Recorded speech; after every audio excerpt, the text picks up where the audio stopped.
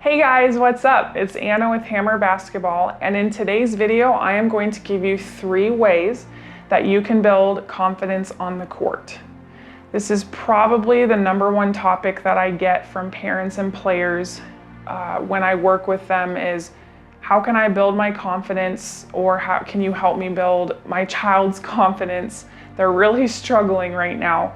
So I decided that I would do a video on ways that I used in my career to help me with my confidence. And if you're not familiar with my playing career, I played from elementary all the way through college and then was drafted to the WNBA. So I've had a lot of moments where my confidence meter was in different spots. I've had many moments where my confidence, I just felt on top of the world, and I felt like I could take on the world I didn't even want to step on the court because my confidence was so low, and I was so afraid that I was going to make mistakes because I had I didn't feel I had any confidence. So I think it needs to be said that confidence, it's a process and it takes time. And so that's why I specifically chose the word build in the title, because it's a process and it takes time. And I think it really takes a lot of intentionality on your part to really work at it. And I personally think that it's a lifelong process. And you're gonna struggle with gaining confidence. You're gonna have a lot of confidence at one moment, and then all of a sudden you're gonna feel like you don't have any. And that's true in the game of basketball, and I think it's true in life. And so I'm hoping that these 3 things that I give you will help you not only in your game, but also as you move into life. So let's dive in. My first way that I have is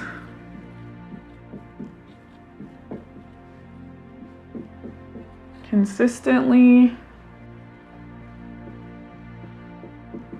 working on your game. So this is the #1 thing I thought of right away when I was brainstorming on how to help you, or I guess this helped me when I was not feeling confident in my game. I knew that I had to get back to work. I had to get back into the gym on my own time and get as many reps up as I can, whether it was free throws, jump shots, dribbling drills, whatever I was feeling not confident in, to get back in the gym and work on it. And so I want to translate that to you is, are you working on your game outside of competition and practice? Are you finding an excuse that I can't because of this? You have to work extra on your game, and you have to get the reps in, and you have to work, because if you prepare yourself for competition when you show up to a game, you're going to be more confident because you know that you did the work. You know that you prepared yourself. And I 100% understand right now on November 12th, 2020, we are in a pandemic. And I know that our resources in finding gyms, and it's hard, but don't allow yourself to make that excuse, because there is always a way. If you really want this, you will find a way. And so there's always a driveway. There's a lot of outside hoops that you can go to. Don't make this an excuse to not be able to work on your game, because there is a way, and I know you can find it. Okay, #2.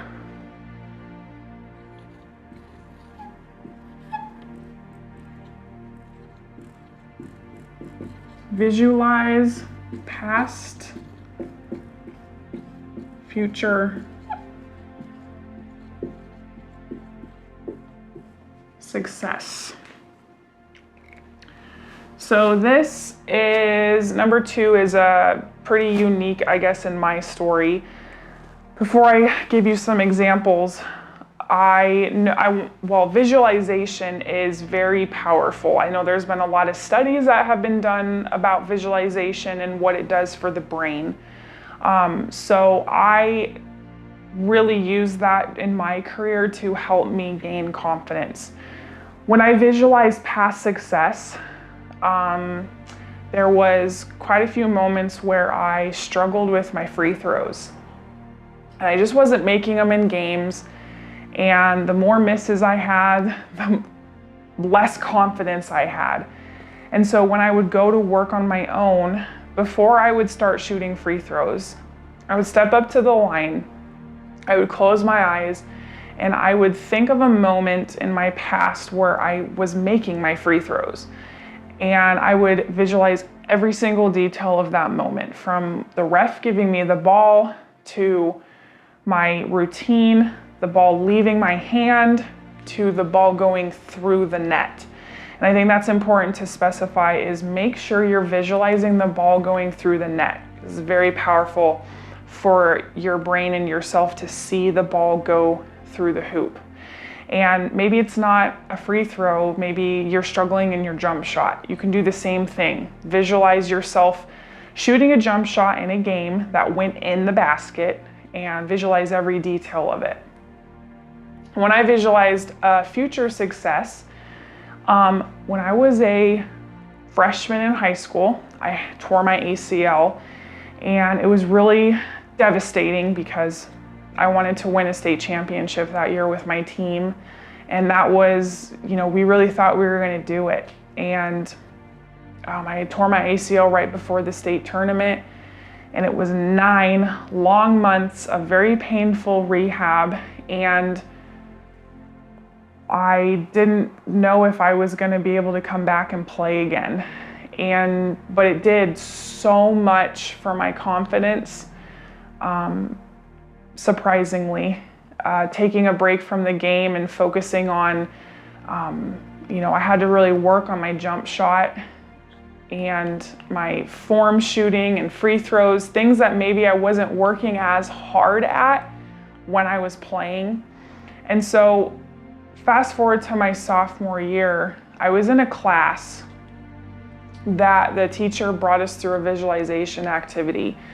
And for probably 20 to 30 minutes, she had us close our eyes and she talked through the process with us, but she wanted us to visualize a future success that we wanted to have. And mine was winning a state championship that year. And it was really cool because she then had us write it down after were done visualizing it. And so I had it in my notebook.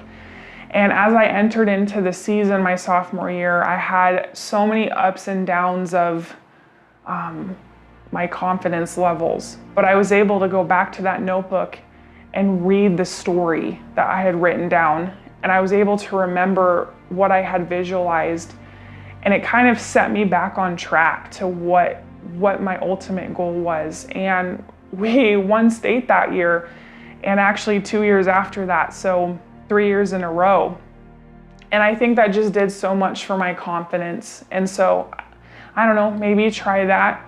You want something to happen in your future, in your career. I don't think there's anything wrong with visualizing how you want that to go. Does it mean it's gonna happen? I don't know. It's not magic, but I think it does something to your brain in helping you gain confidence. Okay, last one, number 3.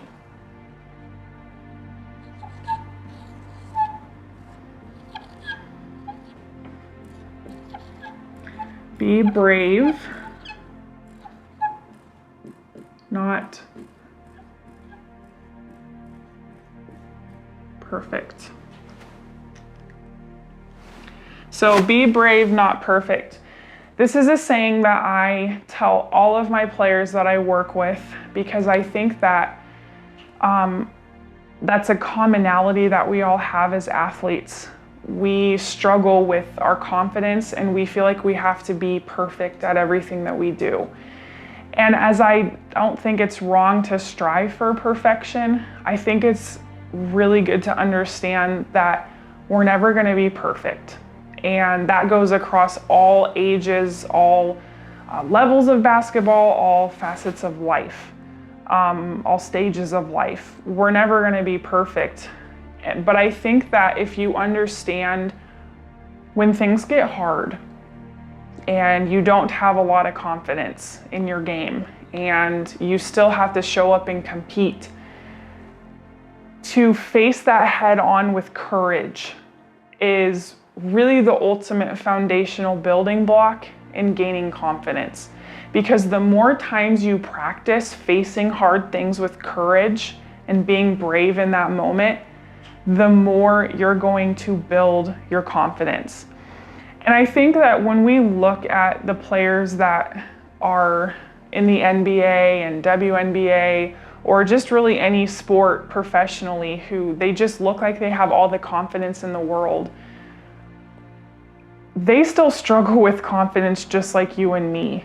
I just think that they have practiced over and over and over facing their hard moments with courage.